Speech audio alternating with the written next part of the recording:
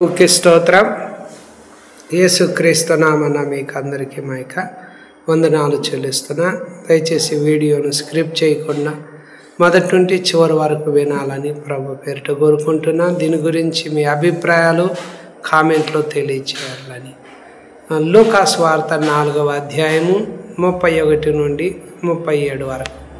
ఇక్కడ యేసు గలిలయలోని కపెర్నహూము పట్టణానికి వచ్చి విశ్రాంతి దినమున వారికి బోధించుచూ ఉండెను. ఆయన వాక్యము అధికారంతో కూడినదై ఉండెను గనుక వారు ఆయన బోధకు ఆశ్చర్యపడిరి అన్నారు. యేసు వాక్యమును మనము ఉపదేశించుటకు అందులో దేవుడు ప్రభు కొన్ని ఖండిస్తాడు, కొన్ని మనం తప్పులు దిద్దుకొని నీతిగా జీవించడానికి మనకి ఈ విషయాలు సహాయం చేస్తాయి. ఇక్కడ యేసు గలిలయలోని కపెర్నహూము పట్టణానికి వచ్చినాడు. విశ్రాంతి దినమున తన యొద్దకు వచ్చినటువంటి ప్రజలతో యేసు కొన్న వాడికి ఏమిటంటే, ప్రతిదినము సమాజ మందిరంలో కానీ దేవాలయంలో కానీ బోధించుచూ ఉండేవాడు. రాత్రి వేళ కొండకు వెళ్ళి ప్రార్థనలో కాలము గడిపేవాడు. ప్రజలందరూ ఆయన మాట వినుటకు ఆయన యొద్దకు పెందల కడనే వచ్చుచూ ఉండేటువంటి వారు. అలాంటి పరిస్థితుల్లో ఉన్నప్పుడు ఆడ జరిగినటువంటి సన్నివేశం ఏమిటి అనే విషయం మనము తెలుసుకోవాలి. రాయబడిన మాట ఏమిటంటే, యేసు మాటలు వినేదానికి వచ్చినాను. ఒక చోట రాయబడిందంటే, బహుజన సమూహాలు ఆయన మాట వినుటకు తమ రోగాలు కుదుర్చుకునేదానికి కూడి వచ్చేవారు. ఇక్కడ కూడా యేసు సమాజ మందిరంలో బోధిస్తూ ఉండగా ఆయన వాక్యం ఎలాగుందంటే అధికారముతో కూడినదిగా ఉన్నది కనుక అక్కడ ఉన్న ఆ సమాజ మందిరంలో ఉన్నటువంటి ప్రజలు ఏం చేసేవాళ్ళంటే ఆయన బోధకు ఆశ్చర్యపడేవారు. అప్పుడు ఆ సమాజ మందిరములో అపవిత్రమైనటువంటి దయ్యపాత్మ పట్టిన వాడు ఒకడు ఉన్నాడు. చూడండి, ఈ విషయాన్ని ప్రభువు ఖండిస్తూ ఉన్నాడు. ఈరోజు మనిషి యొక్క హృదయం అంతా చెడ్డవి అపవిత్రమైనవితో నిండిపోయినాయి. అందువలన అపవిత్రత ఎక్కడ ఉంటుందో అక్కడ అపవిత్ర ఆత్మలు ఆ వ్యక్తులను పట్టుకొని పీడిస్తూ ఉంటాయి. అపవిత్ర ఆత్మలు మనుషులను ఏం చేస్తూ ఉంటాయంటే బాధిస్తూ ఉంటాయి అని దేవుని వాక్యం చెప్తుంది. ఒక చోట లూకాసు వార్త 6వ అధ్యాయములో యేసు దగ్గరికి అలాంటి జన సమూహాల్లో కొద్దిమంది వచ్చారు. ఆయన బోధ వినేటప్పుడు వచ్చినప్పుడు అక్కడ వారు ఎలాగ ఉంటున్నారు అనే విషయం చూసినట్లయితే ఆయన బోధ వినేదానికి తమ రోగాలు కుదుర్చుకునేదానికి జనులు వచ్చేవారు. అపవిత్ర ఆత్మల చేత బాధింపబడిన వారు వచ్చి కూడా స్వస్థత పొందేవారు. ప్రభావం ఆయనలో నుండి బయలుదేరి అందరినీ స్వస్థపరచుచూ ఉండేను అని దేవుని వాక్యం చెప్తుంది. ఇక్కడ ఆయన మాటలు వినేదానికి వచ్చేవారు, రోగాలు కుదుర్చుకునేదానికి, అపవిత్ర ఆత్మల చేత బాధించబడే ఈ ఆత్మ పట్టిన వాళ్ళు ఎలాగంటే బాధింపబడుతూ ఉంటారు, బాధపడుతూ ఉంటారు. తెలియని బాధ, తెలియని వేదన, ఎందుకో ఏదో పోగొట్టుకున్న వాళ్ళ మాదిరిగా, ఏదో తెలియని విధంగా ప్రశాంతత లేకపోవడం, కోల్పోయిన విధంగా. ఎందుకు వ్యక్తికి ఇలా అనిపిస్తుంది అంటే దేవుని వాక్యం అంటుంది, ఆ సమాజ మందిరములో అపవిత్రమైన దయ్యపాత్మ పట్టిన వాడు ఒకడు ఉండెను. ఏ వ్యక్తిలో ఈ అపవిత్ర ఆత్మలు నివాసము చేస్తాయో ఆ వ్యక్తులను అవి ఏం చేస్తాయంటే బాధ పెడుతూ వస్తాయి. ఒక వ్యక్తి ఎప్పుడు బాధపడుతున్నాడు అనే విషయం మనం చూసినట్లయితే ఈ విషయాన్ని దేవుడు హృదయం అంతా చెడ్డవి అపవిత్రమైనవితో నిండిపోవడము, మరియు దేవుని వాక్యాన్ని ఆ వ్యక్తి విడిచిపెట్టేయడము, దేవుని మాటలను ఆ వ్యక్తి నిరాకరించడము, దేవుని వాక్యాన్ని బొత్తిగా నిరర్థకము చేయడము, మరి అదేవిధంగా హృదయం అంతా చెడ్డవి అపవిత్రమైనవితో నిండిపోయి వేషధారులుగా ఉంటున్నారు. కావునని ఆ వ్యక్తి యొక్క హృదయంలో ఈ అపవిత్రమైన దయ్యపాత్మ పట్టిన వారు ఏముంటాయంటే హృదయంలో రాయబడినటువంటి మాటలు దురాలోచనలు, నరహత్యలు, వ్యభిచారములు, వేశ్యాగమనములు, దొంగతనములు, అబద్ధ సాక్ష్యములు, దేవదూషణలు, ఇలాంటివన్నీ హృదయంలో ఆ వ్యక్తి హృదయంలో నిండి ఉండేవి ఏవి అనేది దేవుని వాక్యం మనకు స్పష్టంగా చెప్తుంది. అందులో ఏముంటాయి అంటే రాయబడినటువంటి మాట లోపల నుండి బయలు వెళ్ళేదే మనిషిని అపవిత్రపరుస్తాయి. దురాలోచనలు, జారత్వములు, దొంగతనములు, నరహత్యలను, వ్యభిచారములను, లోభములను, చెడుతనమును, కృత్రిమమును, కామ వికారమును, మత్సరమును, దేవదూషణయు, అహంభావమును, అవివేకమును వచ్చును. ఈ చెడ్డవన్నీ లోపల నుండి బయలు వెళ్ళి మనిషిని ఏం చేస్తాయంటే అపవిత్రపరుస్తాయని దేవుని వాక్యం మనకు స్పష్టంగా. ఈ వ్యక్తిని అపవిత్రమైన దైవ ఆత్మ పట్టినవాడుగా ఉన్నాడు, వాటి చేత బాధింపబడేటువంటి వ్యక్తిగా ఉన్నాడు. కనుకనే ఆ వ్యక్తిలో ఉన్న దయ్యం మాట్లాడుతుంది, యేసు మాతో నీకేమి, మమ్మను విడువుము, మమ్మను నశింపజేయుటకు నువ్వు వచ్చితివా, నీవెవడవో నేను ఎరుగుదును, నీవు దేవుని పరిశుద్ధుడు అని కేకలు వేశాను. దయచేసి కొన్నిసార్లు దేవుని వాక్యం మన దగ్గరికి వచ్చినప్పుడు ఆ మాటను మనం పట్టించుకోము.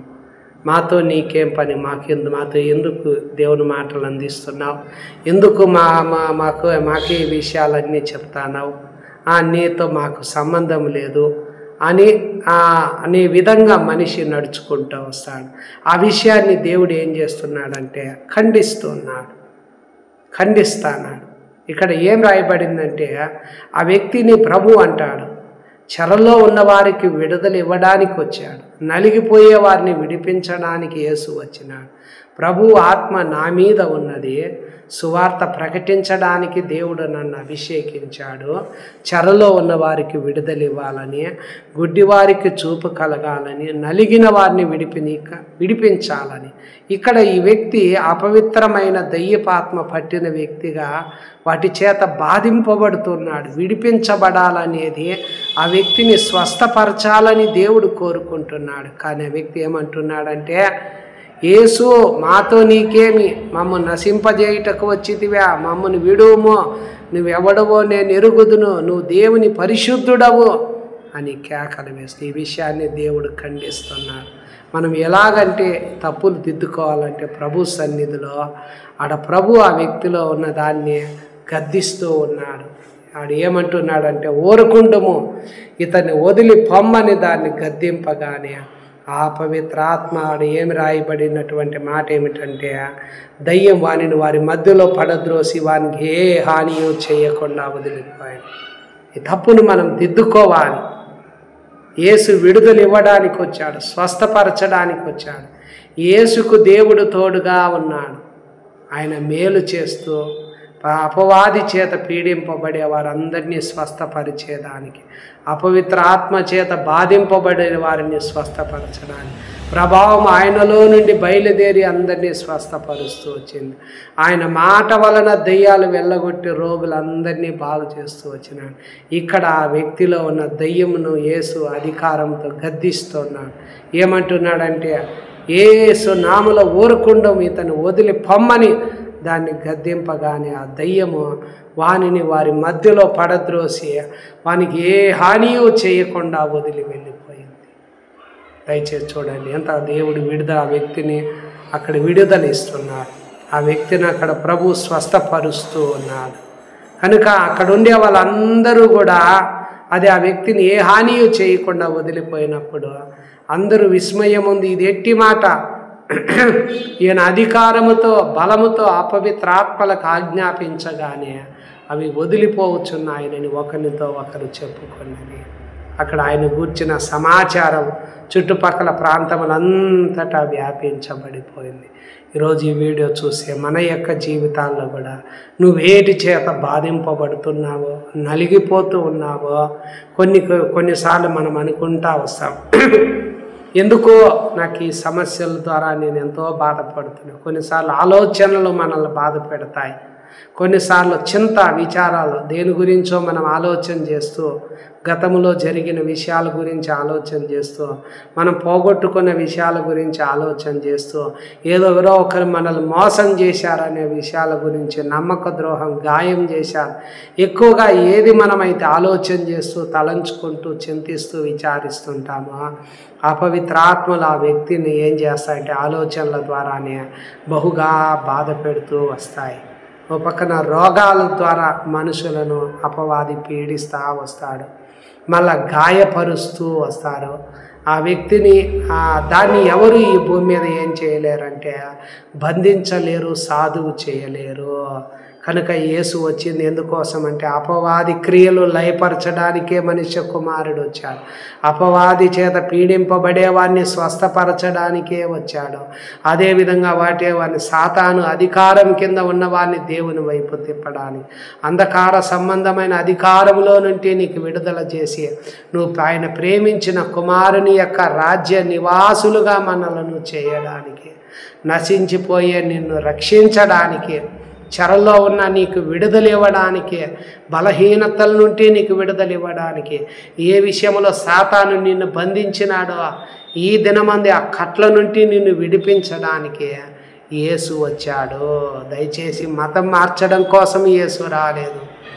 ఏదో నిజంగా ఆయన మతాల కోసం ప్రభు రాలేదు, కానీ అపవాది క్రియలన్నీ లయపరచడానికి వచ్చారు.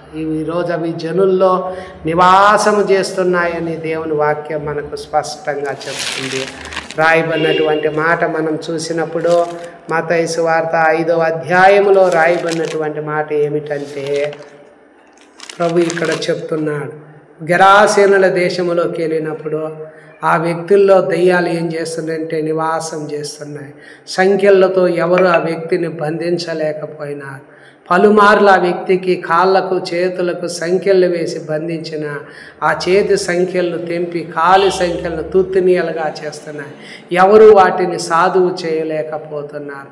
అవి ఎల్లప్పుడూ రాత్రింబగళ్ళు సమాధుల్లో కొండల్లో కేకలేస్తూ తమను తామే రాళ్లతో గాయపరుచుకుంటూ ఉన్నాయి. చూడండి, ఈరోజు అనేక మందిని వీటి చేత ఏం చేస్తే గాయపరచబడుతున్నారు. అపవిత్రాత్మల చేత బాధింపబడుతున్నారు. అపవాది చేత పీడింపబడుతూ ఉన్నారు. మనుషుల్లో అవి నివాసం చేస్తూ ఉన్నాయి. ఎవరు వాటిని బంధించలేక సాధువు పరచలేక ఉన్నారు. దాని నుండి ఎవరు ఒక వ్యక్తిని విడిపించలేరు. ఎందువల్లంటే మనిషి బలం కంటే మనిషి జ్ఞానం కంటే అవి పెద్దవి. కనుక వాటిని అదుపు చేయడానికే, వాటి నుండి జనులను విడిపించడానికే యేసు 2000 సంవత్సరాల ముందు ఈ లోకానికి అపవాది క్రియలన్నీ లయపరిచినాడు.